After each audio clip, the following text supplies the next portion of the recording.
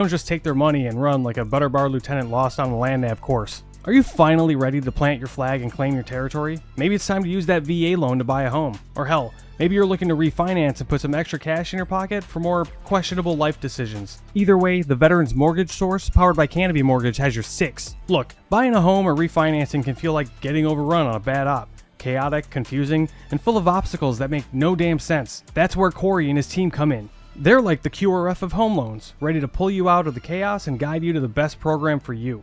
And trust me, they'll answer all your questions. Yeah, even the dumb ones. Whether you're a salty vet or fresh out of barracks still trying to figure out where your TA-50 went. Great service, solid rates, and a team that actually understands the military life. That's why all of us here at Veteran Trash Talk trust them to do right by every veteran and their family. Ready to lock it in? Give Corey a call or shoot him a text at 808-699-7874. That's 808-699-7874. Don't wait. Unless you like overpaying and getting treated like an FNG. The Veterans Mortgage Source is powered by Canopy Mortgage, LLC. All loans are subject to credit and property approval.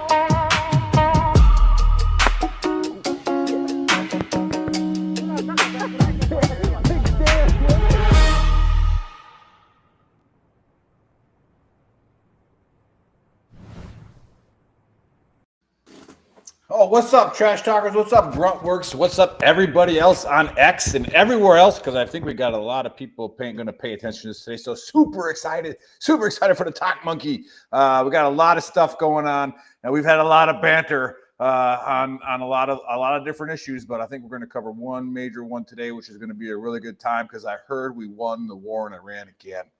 All right, I think it's the 46th time. Back-to-back champs, man. Yep.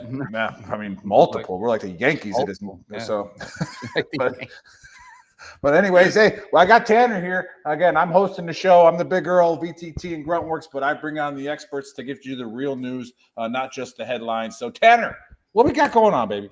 Yeah, man. Hey, everybody. We're coming to you live from the nicest double wide east of the Mississippi. Right here from Sampson County, just adjacent to the center of the military universe, which is Fort Bragg. And so again, to those that are new to this, feel free. We're going to bring it up on the screen here, but you can go to talkmonkey.com and follow along for the most of the stuff that we're talking about. Again, as I've said numerous times on the show, like I created this for me. So if you don't like it, please let me know, because I'm always looking for input. But this week, and we're going to try to be quick, we are going to talk about CENTCOM, right? And so, and specifically, as you know, Nick talked about, you know, our 47th win of Epic Fury or whatever we're calling it now. But first, what we like to do is frame what is happening in each of the combatant commands. So again, for any new listeners, the Department of War splits the globe up into sections, for a lack of a better term, right? We refer to those as combatant commands. And so this is just a way to help kind of frame what's going on. And so your big news stories for all of them. We'll start with AFRICOM. Saddam's army chief of staff, Yazir Al-Tawal, vowed to eliminate the RSF. The RSF's been getting their asses handed to them recently, which is a good thing with a little bit of salt on it, right? Good as it can get, right, at this point. However, expect them not to go down lightly, and the increase in terrorist attacks in the regions they do hold, fully expect there to be more atrocities. But this is, again, as we've talked about a lot, an indicator that the UAE is getting stressed out quite a bit, right? Because we have the Saudi backed SAF, and then you have the UAE who is backing RSF. This is a cold war that we're seeing happening between two of the Arab countries. All right, and CENTCOM, we're going to talk about that plenty, but there was a lot of major news headlines. Essentially, Axios outlining that the 60-day Hormuz MOU might be back, right? That there's some open source indicators or some strategic leaks, if you will. And there's a bunch of those going around. So obviously, out of the Camp David meeting that the POTUS had with his cabinet, we've seen some reporting that he wasn't too happy with the Secretary of War. Both the press, White House press secretary, and the Department of War vehemently deny this is all fake news, nothing to worry about. But this is all based on the depletion of like key munitions, which we'll get into specifics later. But simultaneously to that, it's a good bridge to EUCOM, because we have Ukraine practically begging for interceptors, right? And so it's a little bit of an indicator that maybe we don't have as many. We're obviously not able to supply to them right now. So we kind of have to take all that with a grain of salt. This is a developing situation, but yet to be seen. There was some meetings that happened in Ukraine between defense industry leaders that build the Patriot systems, and high-ranking Ukrainian officials, including Zelensky. Yet to see if that deal is actually going to come to fruition. We had a vocal confirmation that it would in Turkey for the G7. But there seems to be some conflicting reports on whether that's actually going to happen. Indo-PACOM, we've had the third confrontation in a week between the Chinese and the Philippine vessels at the second Thomas Shoal in late July. We've talked about this. Now, this is all low-level stuff, water cannons and things like that. But as we talked with Dr. Sampson on the last episode, clearly an indicator that China is continuing kind of its habitual line stepping to see what they can get away with. In Southcom, we, operate. Let me get we love task forces in the Department of War, if you haven't picked up on that. But the Joint Task Force Western Hemisphere began on August 4th. So that was just 2 days ago. And this is replacing the Joint Task Force of Southern Spear. So same show, different name, but larger mission set. The Department of War has aligned this Western Hemisphere Command to absorb like what used to be FORCECOM. And having sat in a couple of these meetings, it is absolutely being talked about in the manner of a defense in depth. I mean, like the 3-star they have up there was talking about defending all the way up from the Gap through the Panama Canal, all the way up. So arguably one of the better news stories that you're probably not hearing about is that the Western Hemisphere is being taken very seriously right now. And we are seeing some proactive kind of efforts on top of that. Southcom falls into that Joint Task Force of the Western Hemisphere. So the cartel operations we had going on happening now. We need a task org chart, whether JSOC has whatever. We'll talk command relationships on a future episode, but that mission is being rolled up inside of this weapons command. Absolutely. And then Northcom, we just finished up the World Cup, which was awesome. Kind of feel bad for Messi. Fine. But then let me switch to sporting news. The trade deadline just happened. The Dodgers, Nick, like y'all are going to kill the league, man. I'll get back to that. We'll come back. Preseason football starts tonight. Hall of Fame game. Cardinals versus the Panthers. And then the inductees, we've got Drew Brees going in, Larry Fitzgerald, Kuechly's going in, and Vinatieri's going in. And then the senior pick was Roger Craig. And then now let's get back to baseball. The Dodgers. Like, explain yourself. I mean, the Dodgers are doing what every great, innovative person does when somebody makes, think about it in a political way. they make a law, they make some kind of bill that sounds awesome, and somebody's going to find a way that like, oh, they forgot that comma right there. That right there. And so what they're doing is just exploiting something that's legal, and they are the highest, salary. However, they're in the bottom third of the taxable bracket because all their money is deferred. What do they call it? Like essentially y'all's franchise tag is bigger than some of the other teams like entire payrolls. Well, right. What they have called the franchise tag, but whatever. Yeah, Luxury tax. Yeah, the delayed payments are more than every team combined. So they're at $1.1 billion in delayed payments. So there's a conspiracy theory that y'all are trying to cause a lockout. That's what I've seen. They're trying to win championships, but they're going to cause a lockout because they got to change the rule. Yeah. So it's got to go through an entire CBA. I'm not a Dodgers fan. I'm a Brewer fan who has the best record in the league, and we're like the 15th lowest payroll. So there you go. Just saying, we're good. Yeah, man. And shout out to all my Rangers fans out there. I'm not sorry, that you thought the Astros were dead, and we literally swept you, and then now. What's happening? Y'all are in shambles. Get it together. Show more character, or buy some trash cans. Do whatever the hell you got to do. Yeah, man, put the mic we're on. A big fan of all that. Underneath the shirt. So. Yeah, that might be the next. Oh yeah, make sure you check out Veteran Trash Talk. TOC MONKEY released his first shirt. That goes to help me offset the cost of all these APIs until I get smarter about how to run a couple more efficiently. But please check those out. With all that being said. Over it. Y'all didn't, this isn't a sports show, even though I like to talk about it. Now, coming on to the stage, I'm humbled and honored. We have one by retired Lieutenant Colonel Mike Nelson, who writes for the Dispatch, is a contributor for them. And then also 23 years military career, retired as a SF. And a lot of experience in CENTCOM, and then also has really been reporting on a lot of the things that we're seeing. And just welcome to the show, sir. Thank you so much for joining us to lend some credibility to me and Nick's shenanigans. Did I miss anything? No, I appreciate you guys having me on the show, and I'm always here to contribute to some shenanigans. So yeah, we'll try to balance it. Perfect. So now I know you've got this down pat because I watched a couple of your, I prepared. That's what they tell us to do, right? Rehearsed. I was like, okay, I'm having a serious guest on. I need to not completely muck this up. But if you can just fill in the audience real quick about, let's say, the last week and where we sit right now, as far as the conflict with Iran. So about a week ago, we had returned to kinetic activity, right? We were doing targeted strikes. The Iranians had violated the MOU that was agreed to and famously signed by the president at Versailles.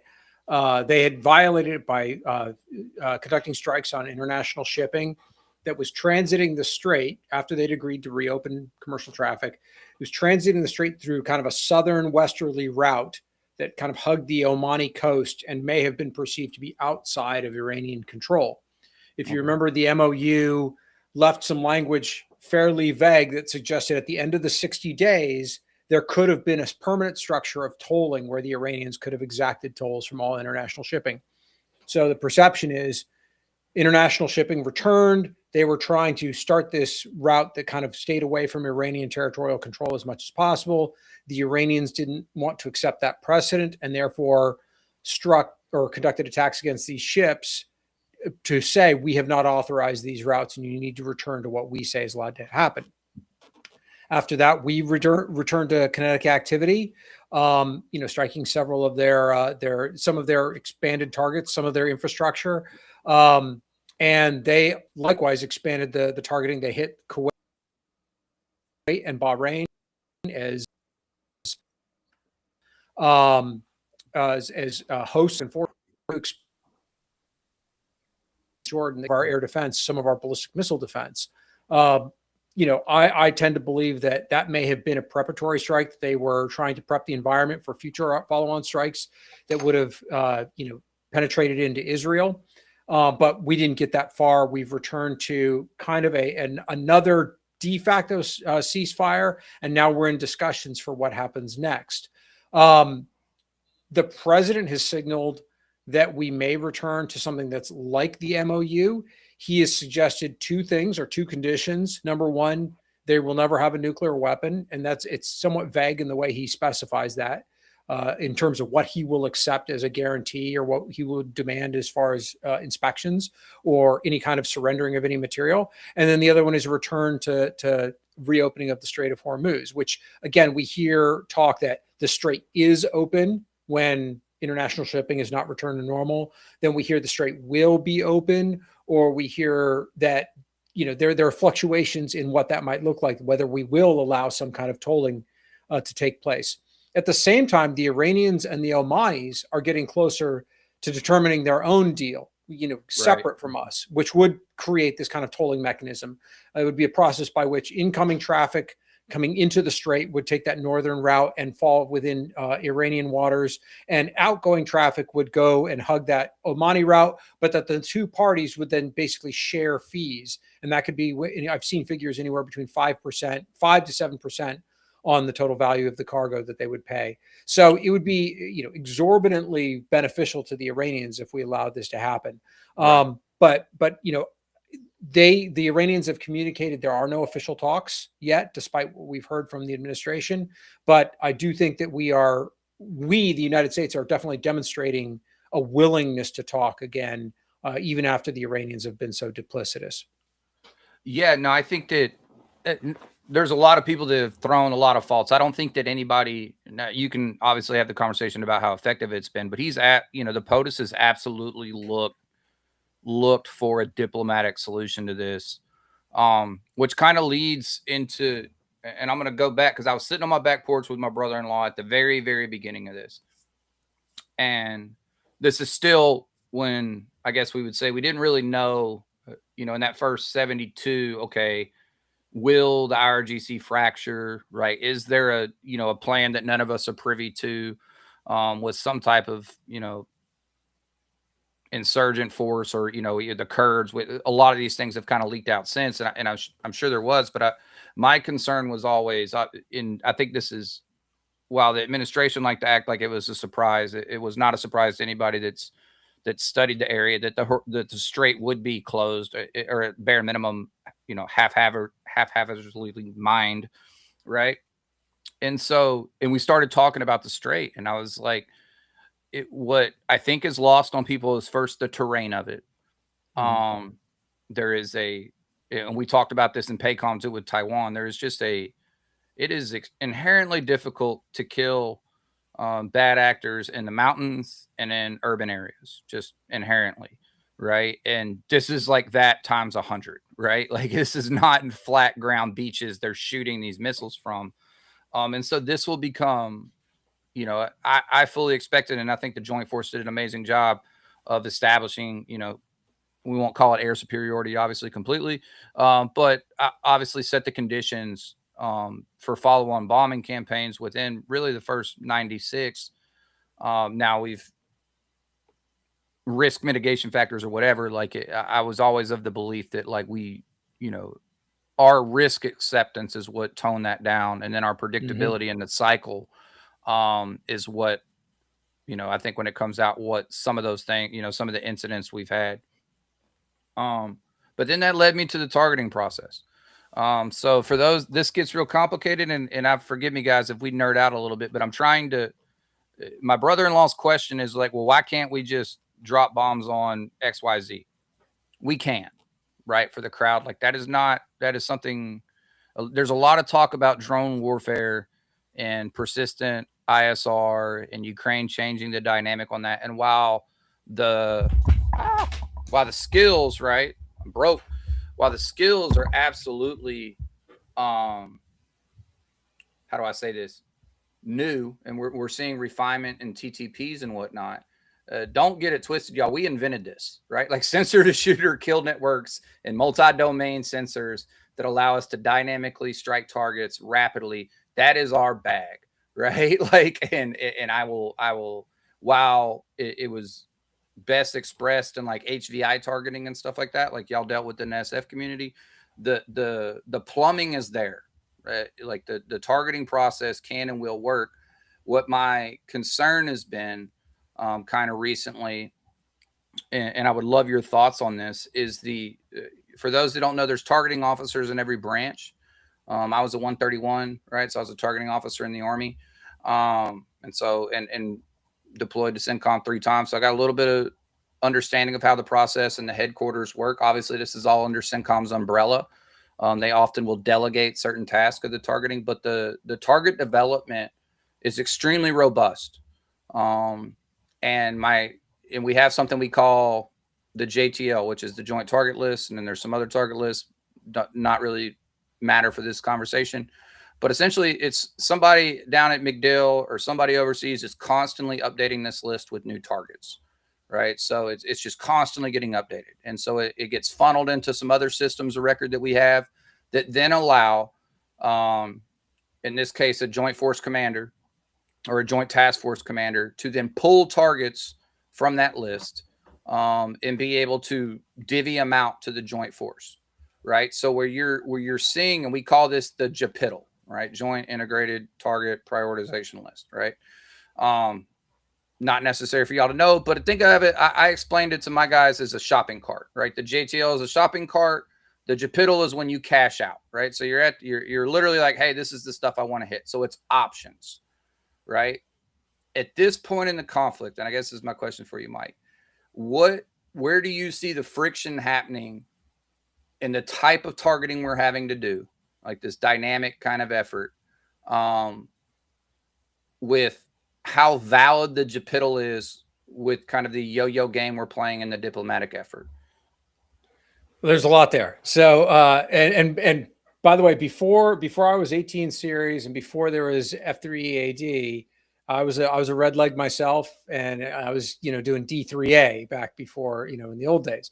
But it's all the same basic process, right? And the other thing that, to your point, it's F3EAD, and then it's supposed to like revert back to the beginning of the cycle, right? It is a cycle. It is not a linear process. And we've been fighting this as a linear process that basically we pause and assess. And I don't even know if we're much assessment, but the start stop has had some pretty bad effects in what we're trying to achieve. And I think we went into this without a very good plan for what we were trying to achieve. Like you said, we kind of expected, or at least what's been reported, we've expected that within the first 96 hours, we were going to have this incredible decapitation strike.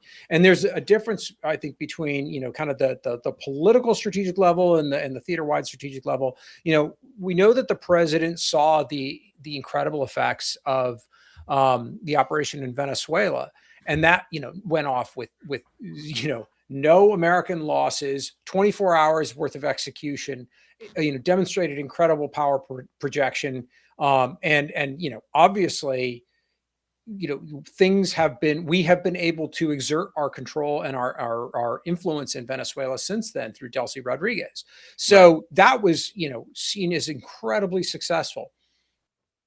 I would point out, then when they read Chief Solver's Medal of Honor citation at the State of the Union, we were, inches away from complete disaster. So we got very lucky. It wasn't just skill of the Special Mission Unit and the 160th that flew them in, but it was also, some things broke our way. So the president took that, and I think, there was this belief that one large demonstration of targeting senior leadership within the Iranian governance and the IRGC would result in this massive shift. Now, remember, we started the operation in late February. February 28th was the first day of Epic Fury. But at the first week of January, we had seen these large scale, at least in urban centers, protests against the Iranian government. Right. And the two things, one kind of led to the other, I think. But the timing was not synchronized. The president had said several things about help is on the way. We will not allow the Iranian government to strike their people. whole 9 yards. But by the time we steamed a CSG back into the CENTCOM AOR, the Iranian government had cracked down and killed up to 30,000 people. So, there was no popular uprising that was going to follow this wave of strikes. What's left now? When we were talking beforehand, you said, the dumb ones are all dead. I would also say maybe not even just the dumb ones, but maybe the ones who got taken by surprise. And now we are 5 months into this. Those commanders and political leaders who are still around are used to the idea that they are operating in a contested environment, even in their own territory, and they're adopting TTPs to be less targetable. So there are, number one, fewer readily available targets, and number two, we're hitting diminishing returns. We have already done this massive strike that killed off layers of their leadership, and we've seen that didn't have the coercive effect that we thought it was going to. That the leaders are willing, the Iranian leaders are willing to endure this. And as you pointed out, our risk threshold is actually fairly low. The president, and by the way, going back to a point you made earlier, the joint force, I have a fair amount of issues with the way Secretary Hegseth communicates what is being achieved. He likes to focus on the tactical level achievements and kind of ignore how those are tied to a lack of strategic success. But he is absolutely correct that number one, the Joint Forces conducted this under Admiral Cooper's leadership, has conducted this expertly and in a way no other country could. Right. And I'm not just talking about the exquisite weapons that we're running low on, but also the synchronization of the tactical operations that have taken place. But one of those, was when we saw that F-15 crew go down in Iranian territory. Nobody else could have conducted that rescue. But one of the things, we exerted that level of synchronization and commitment to get back to air crewmen. I'm sorry, I'm reading Ken. this. Yeah. It's a Ken coming in hot. I'll come back to that. But we'll jump Pisaki that. We'll come back. We'll circle back. Yeah. So, but we, the president does not. I mean, we've taken 18 casualties, 18 killed in this conflict, and over 400 wounded in terms of casualties, at least the last reporting. It's good that we don't take our service members' lives cheaply, but we are also incredibly risk averse. If we are going to war, if a war is an ugly business, and the Iranians have made the calculation that they are willing to trade lives for strategic goals, and they are doing that. We are trying to avoid casualties and risk to force at any cost. I want to hit on something you said, because I was somewhere. Be careful. A senior leader friend of mine says something to me, and I trust his insight, and given the job titles he has. We were talking about this, and he looked at me, and I was like, well, and I was kind of giving, props for Maduro and all these other things. And he looked at me and said, JSOC is not a campaign plan. Right. Right. Like, and that stuck with me, because I was like, wow, you know what I mean? Like, and for the group, I need you to understand, like, the Maduro raid and how that happened. Like that JSOC is a scalpel. The level of rehearsing, the professionalism, the synchronization. And the reason I bring that up is because, that when you discuss the shift and we talk about how rapid that shift actually happened, where we were, we're out there in the Caribbean, and then we're flipping, right? We're nothing against the professionalism of those guys. But I think what I've been trying to stress to people is, like, finite assets are finite. This is not a zero sum. Like you take from Peter, Rob, Paul kind of thing, especially when you start talking about sensors and the level of fidelity you want to have with a plan. It shouldn't be a surprise to anybody that it's going to take longer now for us to adjust to their adjustments, for us to figure out how to play, because it becomes a cat and mouse game. As this crowd kind of knows, of like, okay, especially when you're talking HVI targeting, and how do we get, and this is kind of leading into my second question, and I bring it up because Pat, I put an article out today kind of on X because I was thinking about it, but I got to give credit where it's due. Representative Pat Harrigan, who long tabber, now representative out of North Carolina, I had to applaud him Now, me and him philosophically disagree on some stuff VA related, but that got nothing to do with this. But I had to applaud that, okay, here's a rep that's actually on doing lives and talking about where he's seeing. Now, he very carefully said what he was saying, right? But he was questioning the targeting packages and how they were synchronized. A lot of what we're talking about. To kind of achieve those strategic effects. And he even put his name on, I think he went on CNN too, which was, again, applaud him for that, because you can say what you want about him. He's game for the debate. The man will have the debate with you, and he will listen. And he was really indicating that portion of, okay, is what we're, MOPS and MOs, for those guys that are familiar, measures of support and effectiveness. Is this actually working? Are we getting any closer? Which then kind of inspired the article I wrote. I was like, man, we have all the tools there. We have all these. I usually refer to all the capabilities as like paint by numbers, for a lack of a better term, but like just painting, and everybody learns the colors. And I think in individual silos, we've shown that the forces, and I think the Navy's kind of been lacking on its targeting efforts, but the Joint Force at large been doing pretty good. How do we paint this picture to compel the IRGC, right? Like if that makes sense. And that's kind of where I'm struggling, explaining to, somebody who feels like they understand this stuff pretty well. It's like, what are the options, and what would a campaign plan, for a lack of a better term, or a targeting campaign plan look like that would actually change the calculus to force the IRGC to reevaluate and potentially compel them to get a strategic win, or to get our strategic goals met. That's a loaded question, but so I don't want to like go back and be a naysayer and just talk about where things got screwed up, but I think it's important to talk about a little bit about what brought us here, to talk about why we have so few good options left.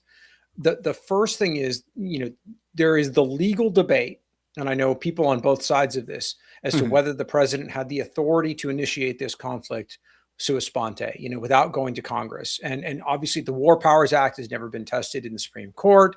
The president and the department have played this tricky game that, well, it wasn't 60 days because then we have the ceasefire and this is something new. Right. Regardless of that, there is a reason to go to Congress beyond just the legal requirement that's laid out in Article 1 of the Constitution. And that is, you get the people on board through the Congress. The president should have, number one, gotten a vote that said, look, the government is on board with this. I am not doing this by myself. And number two, he should have given a real address to the people and said, this is why this is worth doing. Part of that is because as this was planned, we talked about, the fact that all of us knew that the Strait of Hormuz would be a strategic lever that the Iranians would try to flex. That's not their most dangerous course of action. That was not some like, well, if they're feeling really squirrely, they'll do this. Right. That was their most likely course of action. Yeah. That was known. And as we all know, as you identify both of those, you have to come up with a plan for how you're going to mitigate or contend with the enemy's most dangerous and most likely course of actions. And we did neither. So, now let me say that CENTCOM obviously had the plan for how they were going to react to that. But I don't know if that plan was deemed too risky at the outset, or if if the president believed we're not going to need to get to that point, and that's what's largely been reported, because this first 96 hours is all going to work. But the point is, if you're laying out your campaign plan and you say, this is what it's going to take to deal with the enemy's most likely course of action, and they say those casualties are not worth it, then you don't start the conflict, because that's baked in. Those casualties are baked in, and that's you're based on your best case planning, and that's before the enemy gets a vote. So there was a basic disconnect at inception of this conflict as far as what we were willing to do, and then also what we were actually trying to do, because the president has said, now we've kind of consolidated around, like I said, the nuclear program and returning the Strait of Hormuz to what it was before the war. I'd argue we had the best effects we've ever had against the Iranian nuclear program a year ago after Midnight Hammer, which was a great use of, like, not only a great synchronized operation, a great decision on the president's part, not just to strike the nuclear infrastructure that had been, a burr in our saddle for decades, or, this specifically for like a decade, but also that moment, it actually broke the escalatory ladder between Iran and Israel. Right. So it's what allowed a ceasefire to exist after the 2025 conflict.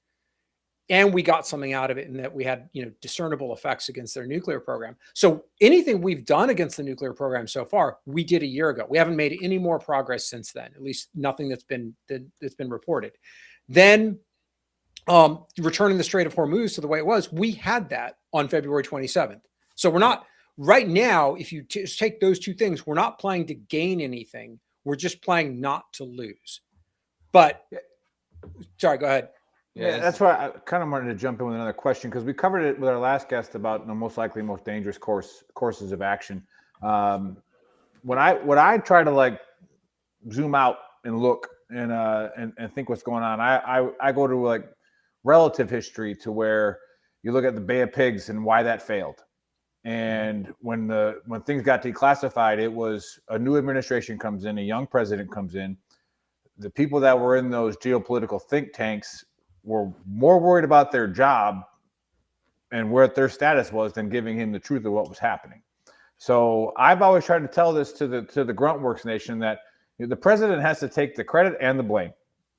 Right. But he's sitting there in a room with a bunch of people who, went to Yale, Harvard, spent years over here, years over there. They're in multiple administrations, Democrat, Republican, saying, now, right, this is what we're doing. This is what we're not doing. And then that falls on us. When I say us, like the current, like CENTCOM, hey, figure out how to do this, because this is what we're doing. So my question with that viewpoint, that's just the context of it, because we brought up Venezuela. So Chevron gets to go back in Venezuela, right? Chevron starts to get to making some more money. Now the latest thing I heard was Chevron might be taking over a pipeline that might be going through Iraq, Syria, and through Israel and or through Gaza, which would be interesting. So I'd hate to permit that one. Jesus. I'm wondering if the way that I like to think, I would say positively about some of these situations is, what do you think? Is there any possibility that there is something else we're doing while everybody else is paying attention to this dog and pony show with the Strait of Hormuz, which, like you said, is likely, maybe not, but that's just kind of what I'm throwing up there. So I don't think, the president is kind of a gut instinct guy, is my impression, right? I don't think there isn't what I would call a grand strategy, right? There is kind of this overall, and there's a shift from what the president ran on, right? He was like, if you elect Harris, we're going to have wars. If you elect me, we won't have wars. There does seem to be this idea of, like the Godfather at the end, I'm going to settle all the family's business. We're going to deal with Venezuela. We're going to deal with Iran. We're going to go to Cuba next. Cuba. Right. So there does seem to be this, like, let me see what I can do because I can do it. And I don't necessarily I believe in the U.S. use of strong power, not necessarily just conflict, but also just the use of a deterrent presence or forward presence of U.S. military forces to demonstrate that we, are the protector of the world order. But, in Venezuela, and as you said, I'm kind of, it worked out for what the president wanted it to do. He removed Maduro, and he has a regime that is willing to work with U.S. business interests. Those are both good things. But we haven't really liberated the Venezuelan people. They're still under the oppression of the Rodriguez regime. And we've kind of turned a blind eye towards that. It's not the best outcome, but it's better than what we had with Maduro. This one, we're caught in a kind of a messy situation. And it's not just, even if we get, an Iranian concession tomorrow, number one, to open up the straits with no tolls, and we'll turn over all the uranium, and we'll welcome inspectors. It's not going to happen, but let's just say we get all that tomorrow. We still have the long-term effects, as we've seen from some of our depleted stocks, that, we should take a minute and think about what we're doing before we kind of go on the next bit of adventurism, particularly because, we didn't see an Iranian collapse as some people thought might have happened. 96 hours, kill leaders, all of a sudden there's regime change. If that had happened, that actually would have come with significant, like, the idea that we can just topple the regime and have regime change take care of itself is not a viable model either. We all saw, American handholding of regime change in 2 different countries in the last 20 years. And so we think the alternative to that it might work. And you've heard the secretary talk about this, like, we're not going to get in a nation building. So what? We just remove the system of governance, corrupt as it is, and then just hope everything floats to the top the right way instead of breaks out into a civil war that has, I think conflicts throughout. You bring up an excellent point there, and I heard you talk about it earlier. And this goes back a little bit to the targeting aspects, but when we talk about desired end states, what I want to stress to my audience is, in a perfect world, right? They could come back tomorrow. The Ayatollah could come out of his cave wherever he's hiding and say, "Hey, we're good. I'm not going to shoot anymore." This is not over, and this is not going to be over for decades, right? Like, do not fool yourselves. Like, I understand the attention span of this country. That is not the culture of these people, right? Like, this is going to be thought about, remembered. I mean, they got a damn statue to Soleimani sitting outside of Bayat there in Baghdad from when we schwacked them, and they, and one of the PMF leaders, I can't remember if it was KH or AAAB or whatever. But long story short, guys, like, their thirst to continue this conflict will manifest itself in different ways. But if the IRGC is remaining in power, which by all indicators, I've not seen a single, that we're not even beginning to act like they're going to go away, right? Like, we've acknowledged that as the West. Everybody's like, well, they're kind of there. This is just, it is, to me, the strategic goals, if we don't have this layered targeting effects that can really long haul, and the political appetite is not there to do what I've seen a lot of people discuss, taking, a year-long blockade, right?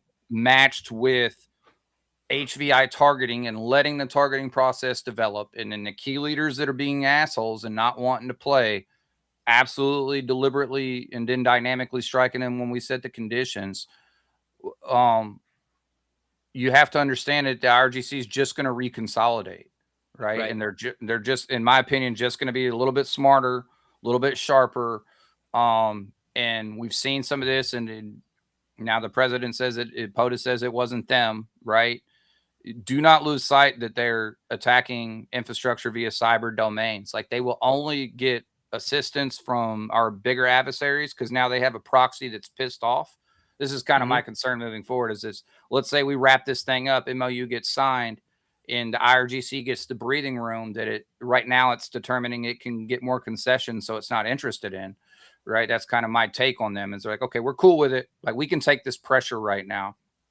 But when they do decide that they've had enough, if it's not a comprehensive effort by us to truly root out the decision makers that will want to respond to this, then they're absolutely, in my opinion, a more dangerous proxy for our 2 bigger adversaries. Absolutely agree. Okay. And so I want the audience to understand that. Like, we could tie this thing in a bow tomorrow. Mission accomplished. He could be out there on the Eisenhower, whatever, 7th Fleet, whoever's hanging out, or 5th Fleet. I think it's a Lincoln out there. It's out there for like 240 days. Yeah, bro. I mean, we could tie a bow on it. He could land the plane. You know what I mean? Like, you see in the intro, like, my man could come in. I don't know if you can land the Qatari jet on an aircraft carrier, but we could figure it out, right? And like, he could just skid on in. They could shake hands on the bow of that ship, right? And this thing is not over. Like, do not believe, that we like to say, hey, this war has been going on for 47 years. Pack a lunch, because we're going to be in it for another 20 in one way or another. And your thoughts on that, sir? Yeah, so that's one of the things that really bugged me about. I mean, the administration is correct when they said Iran's been at war with us for 47 years, whether we've Yeah. acknowledged it or not. Colonel William Higgins, was a Marine lieutenant colonel, a peacekeeper in Lebanon who got captured by Hezbollah and hung at the orders of the Iranians, right? And that's beyond the stuff. Everybody knows about the embassy bombing. Everybody knows about the Beirut barracks bombing. Everybody knows about what they did to sponsor Iranian proxies in Iraq and continue to do so. They are actively at war with us. What we forget is they are willing to conduct that war at times when the tensions are low. An example I always like to bring up is about a decade ago, they were willing to blow up a restaurant in Georgetown here in Washington, D.C., kill however many Americans along the way just to kill the Saudi ambassador. They actively, recruited an agent to execute this attack. They have tried, even before the initiation of Epic Fury, they were actively trying to assassinate the president based on his ordering of the strike against Soleimani.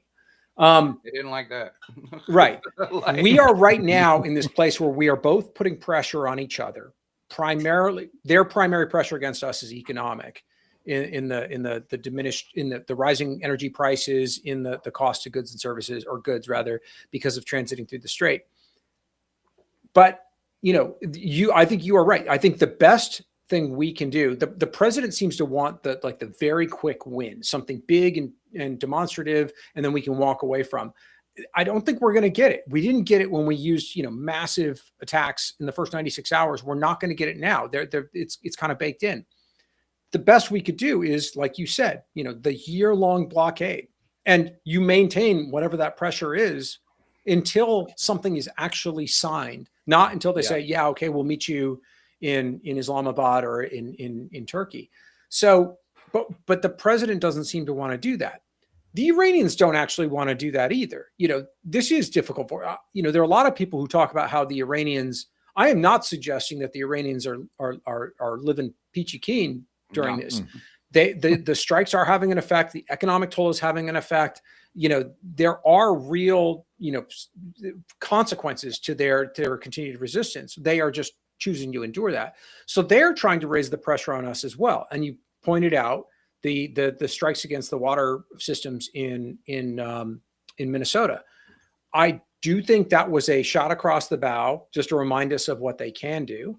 And they have several escalatory steps to do here. The next one could be a cyber attack to open up water infrastructure and cause flooding, which might just cause economic damage, or it might cause a loss of life here in the United States. And I think they're willing to do that.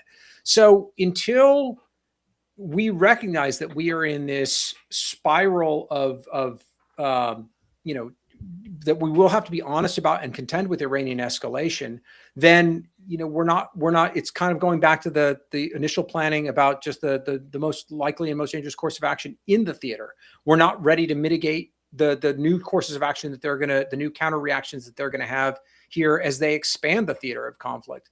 So unfortunately, I do think the most likely outcome is going to be the president either conceding to not even MOU 2.0, the initial MOU, just saying whatever is agreed to happens, or some kind of agreement that the parties in theater come to on their own that we just acknowledge as the way out. And unfortunately, like you said, it's going to put a pause in this current chapter of the 47-year conflict, but it's going to continue. And I think they are even more incentivized now to try to seek a nuclear weapon than they even were before.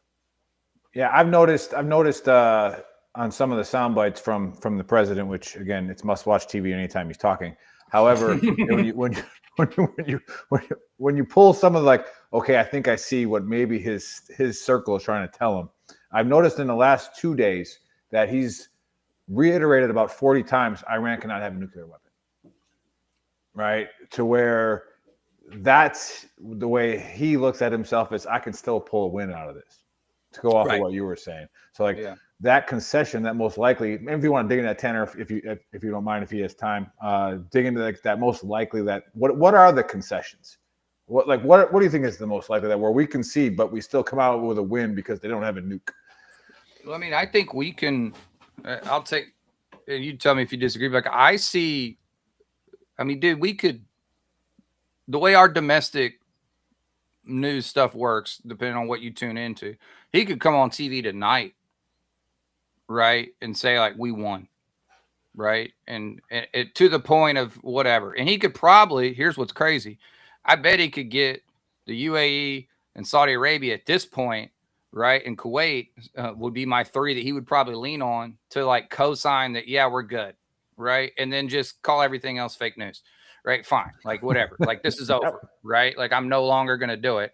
And then now I've seen it's breaking now, y'all. So this is an extremely fluid situation, but whether the Omani Iranian thing really cooks off and they get an agreement, there is a internet, well, the left is going to beat them up and say that, it's against international waterway law and you can't have tolls and stuff. There are other straits inside the country, on the globe, that absolutely have some type of quasi toll system.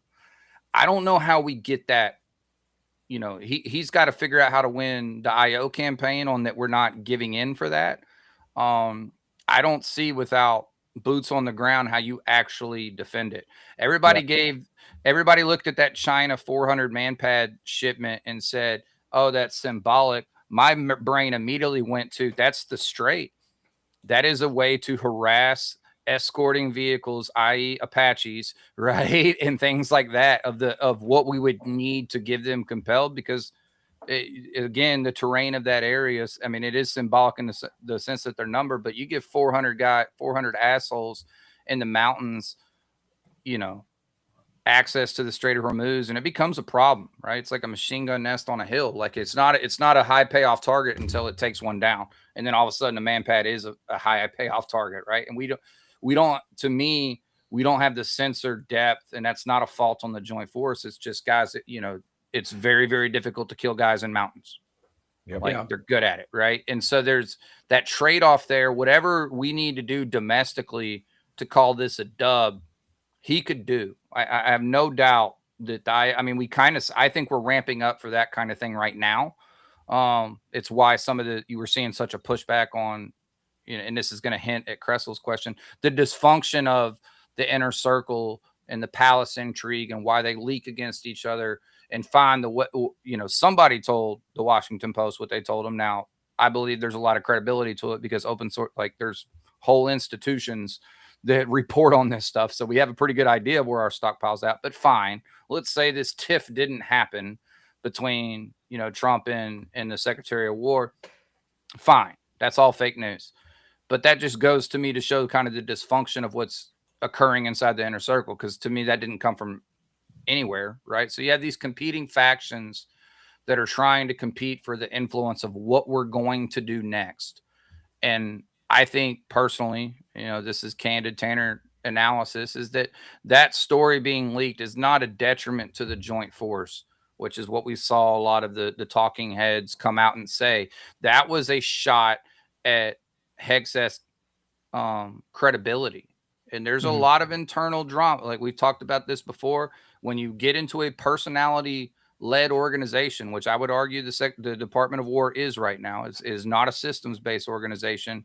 At the strategic level, it is absolutely a personality-led one. Now, COCOM and below, I believe we're systems-based, until you get well to tactical. But my point is that there are people that are jiving for power and for jobs, who have their eyes on the midterms, who want a scapegoat, right? And you can't tell me that the people, when you have the whole cabinet in the room, right? We've all been in staff meetings. Right? Like whatever you've been to the audience, you've been in a business meeting, and throwing people on there to the bus is like, we can act like we don't want it to happen, but it absolutely happens. Right. Highlighting a fall guy and this is how simple it is, highlighting a fall guy and then letting the POTUS latch onto that. If that's the route he goes, gives him an out. Right. And I think that there's political parties at play internal to that organization that are absolutely in the business of doing that. And you can go read a bunch of stuff. We just had the story on Leneve, right? Mm-hmm. Right. Like these things are not happening by accident, guys. And it's not the deep state and fake news.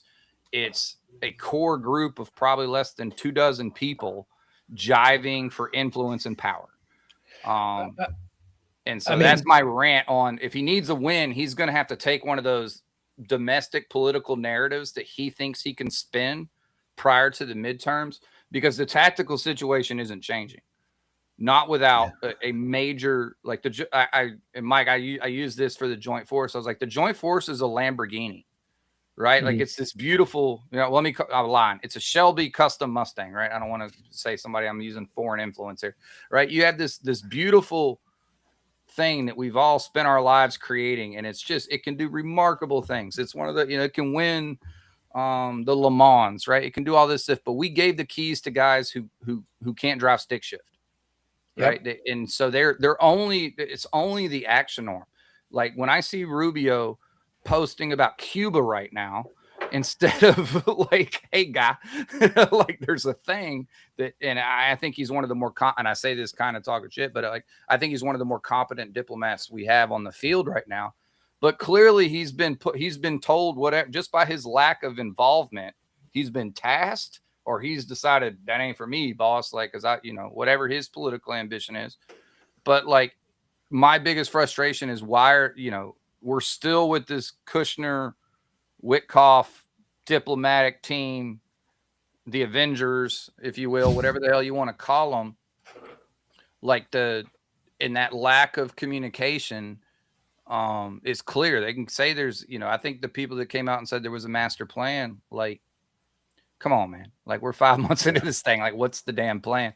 But anyway, that was a big rant, but Mike, your thoughts, and Nick, your thoughts. Like, let Mike go. I think that, part of the problem with Witkoff is, we saw it in some of his negotiations with Russia. He tends to take at face value what the person on the other side of the negotiating table is saying. And it just so happens we're negotiating with really horrible people, right? The Russians and the Iranians. So he's like, man, they totally agreed to this stuff and they pinky promise, and that's good enough for me. And then he tries to sell the boss. And then we find ourselves in this back and forth, where like the president said, it turns out they're truly duplicitous people. Part of the problem, I agree, we're going to find some win. And that win may look pretty ugly, and it may not actually be a win at all, but the president's going to spin it as a win. But I think that was my question to you, was regardless of what the president says. Like I said, I kind of heard him trying to push a narrative in the last couple of days, but like what would be the likely concession that would look bad? So, okay, I'm going to get to that, but right. So one thing that, we have focused on the nuclear program as though the nuclear program is something they want just to want it. The Iranians have two primary goals: regime survival and maintaining their influence across the region, maintaining and expanding their influence across the region. And they've done that before a couple different ways. Their regional proxy network, which they've developed since the 1980s, particularly with Hezbollah, which was their most reliable partner for most, fought on their behalf in Syria, has done it in this war, et cetera, et cetera. They did it through the, seeking nuclear weapons that could be used as a deterrent and to extend power potentially if they got really aggressive. They did it through the expansion of their ballistic missile and drone program. That was part of the justification for this, to try to get that below a level where our interceptors could deal with it. Secretary Rubio said that at the beginning of the conflict, and we've seen an inversion of that, where now they've depleted our interceptors and they've maintained up to 60% of their ballistic missile capability. Yeah. And then, but the last one now, we've given them a new one, which is exerting control over the strait. So I do think that concession, we are going to concede to some kind of control over the strait. I think we're also going to take some kind of promise, which might look a lot like what was in JCPOA, a written sentence that says, yeah, we'll never pursue a nuclear weapon. But I doubt we are going to get control of the highly enriched uranium that still exists and that is buried right now. I doubt we're going to get an inspection regime. So we're going to walk away, my guess is, with a opening of the strait where other people are paying extortion fees to the Iranians, which are going to go directly into their coffers to rebuild their regional networks and their ballistic missile program. And I believe we're going to walk away, with blinders on our eyes, saying, well, we've got a deal and we've got a promise that there's never going to be a nuclear program. But that we're going to have to deal with it again. One of the things that in the earlier incarnations of a ceasefire discussion was we were going to sever their links. They were going to promise to stop backing their regional proxies. The most recent MOU actually extended the protection of the ceasefire, and this was one of the sticking points in it, to Lebanon, to Hezbollah. So not only have we not severed that link, we've actually codified it. We've actually said we recognize them as a legitimate combatant party to this ceasefire, and we will coerce Israel not to conduct defensive strikes against Hezbollah, who's attacking them. So long story short, I think we're going to get some kind of worthless promise on the nuclear program. And I think the Strait of Hormuz will be reopened with tolls.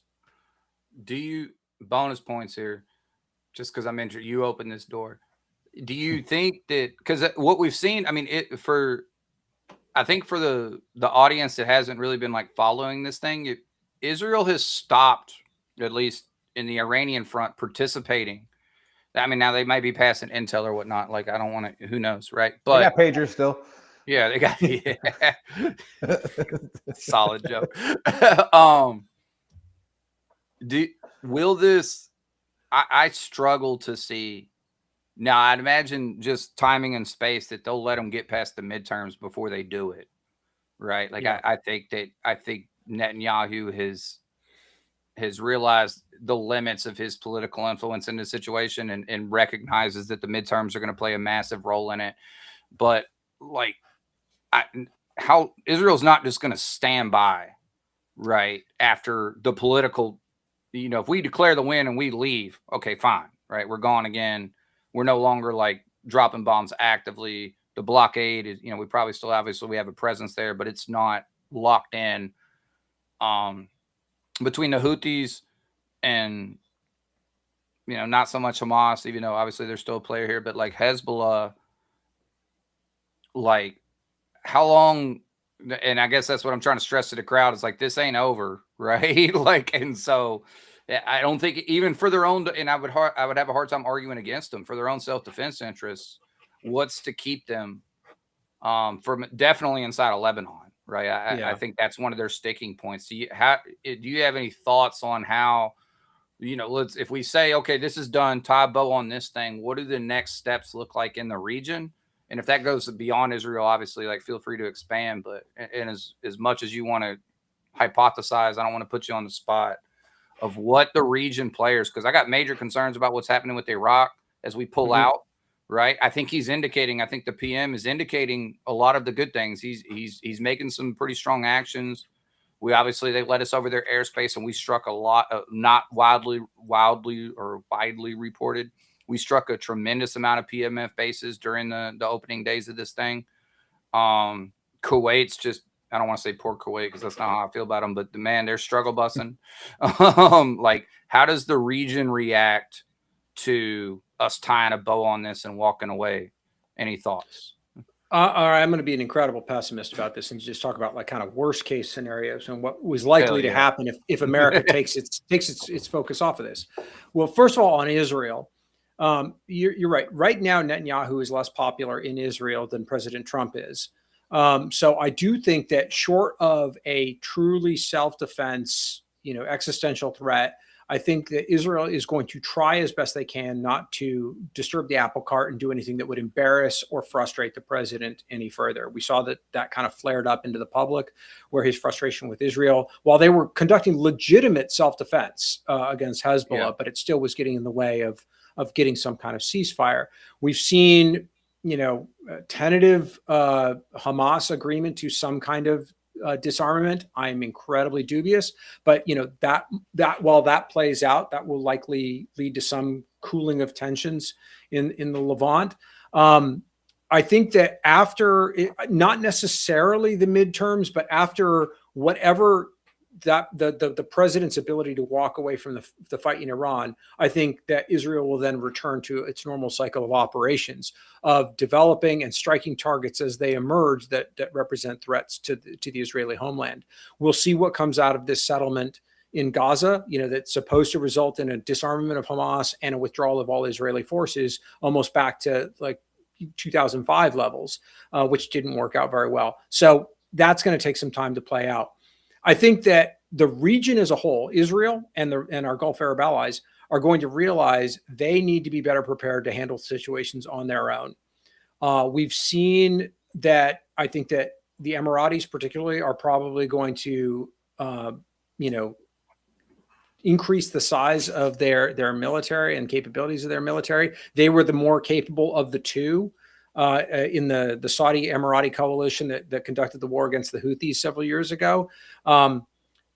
There's still a question about whether the other proxies, the Iranian proxies, are going to allow things to settle. We just saw reports today that Iraqi militias have said they're going to start striking Saudi Arabia to expand the war on Iran's behalf if the war continues. So, Saudi Arabia could get it from two ends, from the Houthis and from the PMF, the PMF, the Hasht. So, the regional actors are going to have to be ready to deal with these threats a little bit more on their own.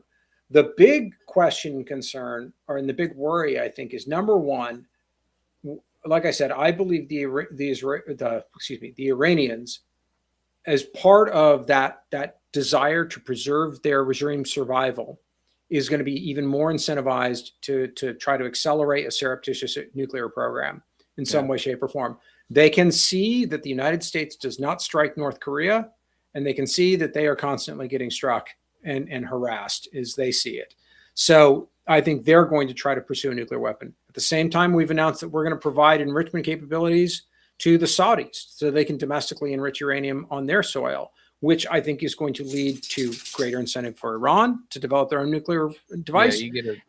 And then I think the Emiratis are going to seek a nuclear program as well to keep balance within the region. So I think we're without more strategic thinking, we are careening towards a very tense and unstable region 10 years from now, probably. Yeah, and on that, because to the audience, like I understand there's not from a Western, as you would read in an import or an intel report, like a Western military mid-grade officer, right? Right before you, I understand there's not an appetite for this, and I have a lot of foreman buddies. I have a lot of, and I drive a diesel. Like, I understand the affordability aspects of this. And by no means do I mean that our political class is going to give you any type of real reason for why we're doing this. But we're here now, right? We're in this thing. Please understand and think that these one-off strikes or whatever, like, in my opinion, right, and I'll put my name on it, the longer blockade, and allowing the joint force to do what it does best, actually develop targets in conjunction with, like, the Department of State and our diplomatic efforts, like that. Do I think that our administration right now has the appetite and or the intelligence? I'll just say it that when I say intelligence, I mean key personnel, to let this play out? No. Right. So this is Tanner wishful thinking, right? But an extended blockade that would apply that would show the resolve that the West does have, that we will lock this thing down for a year. Right. Right. Which then allows the joint force to plan for that. That's kind of what you're seeing right now, is this chasing the shiny object and this knee jerk thing, right? They're popping the clutch on our Shelby nonstop, right? Like, this thing can run, it can run great. But when you just jump back and forth, right, you're going to end up burning your clutch out. And that's what we're doing right now, in my opinion, right, as I watch this kind of play out. So a legitimate plan, not a hope. Like, there's no amount of bombs, guys. And somebody said this today about nuclear weapons. I was like, I don't even know if that gets it. I don't even think that gets you there. One, I don't think it's wise that we cross that threshold. But you have to remember, this population doesn't care, or this ruling class does not care about the well-being of its population. Yeah, it killed 30,000 of its own people before we started bombing them. We killed 70,000. Cool. What does it matter to them? To all my vet bros out there, are like, just glass it. Okay, cool, man. Guess who's still going to be there with their Chinese supplies, manpads, shooting rockets at tankers as they go through the Strait of Hormuz? These assholes. They're a special type of asshole. And while you don't have to like them, you do need to respect the resolve that they do have, because then you're just not going to be able to plan for it. So, in my opinion, absolutely requires an extended blockade to actually to allow diplomacy to do its thing, and then to allow the joint force to complement it. Right? When guys want to, it's very, very difficult to target key leaders and HVIs, or high value individuals, as we like to say. That takes time. it takes sensors, it takes opportunity, and the blockade would give us that. But they have to know it's there to stay. And Right. that is where I want to hark back to your earlier point of you can come and make a serious case to Congress and to me, the American public, of being, first acknowledge, hey, this ain't gone as, you have to be able to acknowledge the truth of the situation. Right. But again, I'm not sure we have the appetite for that. If we do not want to put boots on the ground, which I think there's no political mumbling it. My bad. I got a new mic. There is no political appetite to do that. Right. Then we have to look at the other options. Right. And to me, blockade does that. Right. And that's what, like, the people on, generally my side, the more hawkish people, there's a big refrain. Let's finish the job. And my question is, what do you think that looks like? What do you think that means? And what do you think that takes to finish the job? Because that's, this war was never popular from the beginning. It had a greater negative polling, and it has grown less popular every day. The president's never going to turn that around to even if he did want to truly, quote unquote, finish the job. And we're a republic. You can't go to war. You can't maintain a war without the American people. So that's not a realistic option. And I'm not sure it's worth the cost in lives and capital. But I agree with you. Just making this a mutual struggle session where we're both in pain, but we wait them out for a year. That's the best case scenario. Yeah.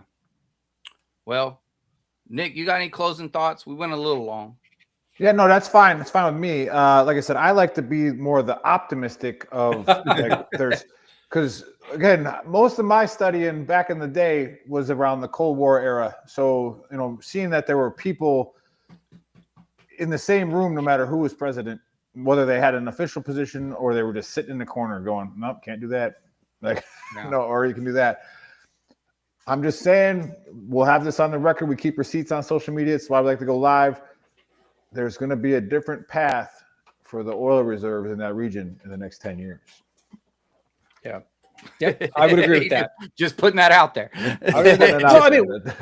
The port at Dukem was supposed to be that, and we just haven't built it out enough yet. And there not enough pipelines have been built to it, but that's probably going to be a major source of investment. And the more tinfoil hat, like I said, we needed an American company to do it. So we had to get an American company to get rich to do it. We let Chevron go back into Venezuela. They start making more money. Then they go do that. I'm just put it out there. Well, but yeah, no, thank you so much, Mike, for coming on, man. Thanks for having me, Chance. I appreciate it. It was a great time. Man. Sweet. Yeah. All right, Nick, you gonna take us out? Yeah, I can take us out. I mean, do we want to do a rant? Do we want Mike to stay on for a rant? No, we do a rant. Yeah. Mike, you do not have to stay on stage for this because I think Nick's got something prepped. Again, thank you. Not really. Hopefully you'll come back. I would love to. Because we'll talk about the port and we'll talk about the Red Sea next time. Hell yeah. Right. Colonel Wilcox, absolutely congratulations on your retirement, sir. That was awesome. Yep. Hey, so that's there we go. There's my we were classmates at VMI. We were in the same company. And he was actually a groomsman at my wedding. Small world, man. What a small world. The marriage didn't work out, but still. He was a good groomsman. That's awesome. Again, sir, thank you for coming on. Oh yeah. Damn. Yeah. Well, we're going to take some of these comments after you get off stage. Yeah. But, all right. Because some of y'all are getting fired up now. I don't know what took so long. And I see you, Ken. Like we're about to talk about that as well. What is going to be? So we have a couple options here. Nick, Mike, do you want to stay on, or you're good? You're good. I got to go feed my kids. So. Yeah. All right, Mike. Hey, thanks again. Thanks so much. Absolutely. Again, thank you. Airborne all the way. All right. It was 325. We'll get over it. Yeah. Well, they are the Airborne Infantry Regiment. I had to explain to you because they were gliders and paratroopers. Yeah. Man, there's only one Golden Brigade, bro. Bro, I mean, yeah. Panthers, obviously. Yeah. All right. So some of you had some comments, and I got it. We got to talk about Ken. Ken, absolutely. Let me ask you, Nick. What are your thoughts on the press conference schedule, or the information and the narrative and the press conference schedule coming out of the SecWar's office? Thoughts? again, it's must watch TV because it's just wild card. It's like we don't know what's going to come out of their mouths, and nothing of significance to anybody who's actually paying attention comes out. Oof. So, like that's my thought on it. Is like they're just playing a narrative, and my theory on like specifically the leak, right?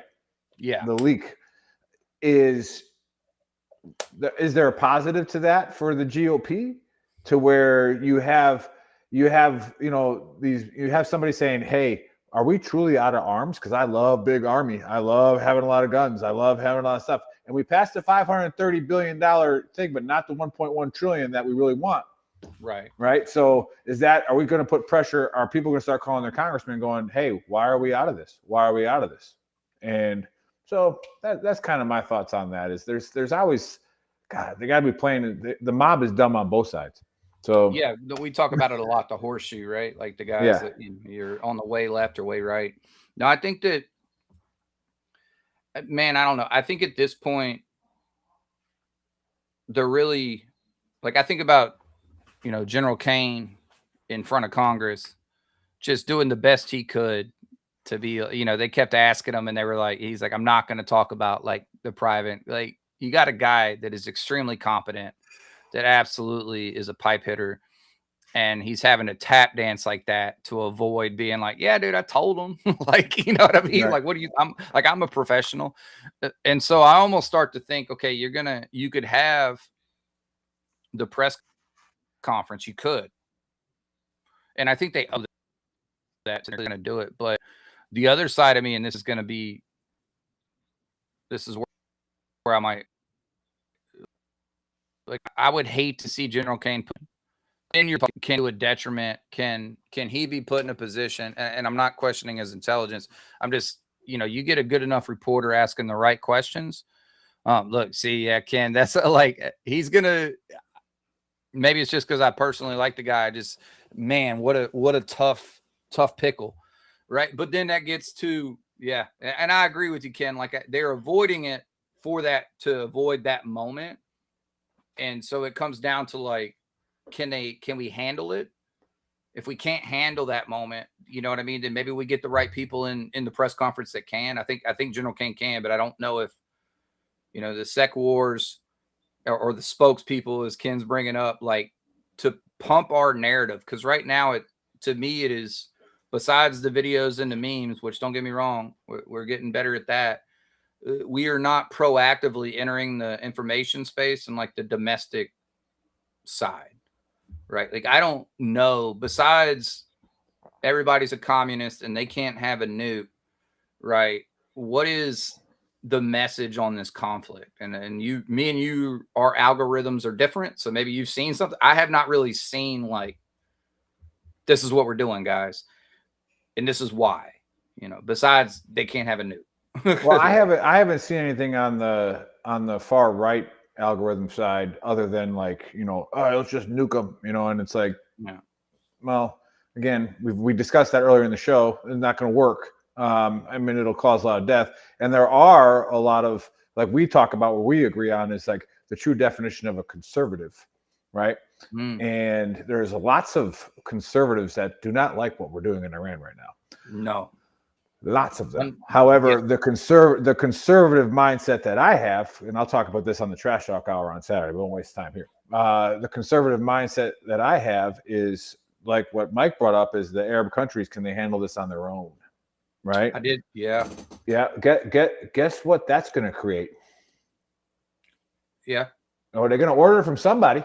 They're going to have to build them stockpiles from somebody. I mean, they're going to get their drones from Ukraine, but yeah, exactly. So like I'll say it to the public. I've got a lot of people watching, thanks to MBR Radio and to WTF for sharing it. If you're not investing in small businesses that work with autonomous drones and or anything in that nature, start now. Because when that 1.1 trillion gets approved and then these other Arab countries start asking for more stockpiles, you'll thank me. All right, you'll thank me later. So that's the conservative part of me thinking about it that way. I definitely do not, like, I, as a warfighter, and I hate saying that because I don't speak for all warfighters. I speak for the big Earl himself as a warfighter. And if we're not willing to win, if we're not willing to lay out how we're going to win, then I don't really want any of my guys over there. And just like I talked to everybody else, I go, you want your grandkids fighting this war? Because if we do it traditionally in the old GWAT sense, we're going to have to be there for 30 years. Yeah. So no, I think that's all fair, man. Yeah. I don't know, guys. There was no way that this show was going to be able to really solve the problem. And I hope we weren't too pessimistic for you. No, we're just trying to let you know what we think's going on over there with the intelligent people. So close this out. Close this out, Tanner. Yeah. So guys, again, we'll see you again 2 weeks from now. I haven't picked a co-com yet. There's somebody I want to invite on, but I don't want to hint at it too early and like ruin the surprise. And then, get a shirt. Make sure you follow Veteran Trash Talk. Make sure you follow Gruntworks. Get over on Twitter. Follow U.S. Army WTF. Thank y'all so much for sharing our stuff, man. We really appreciate it. And we're looking forward to seeing y'all again in 2 weeks, man. So y'all take care. Airborne all the way.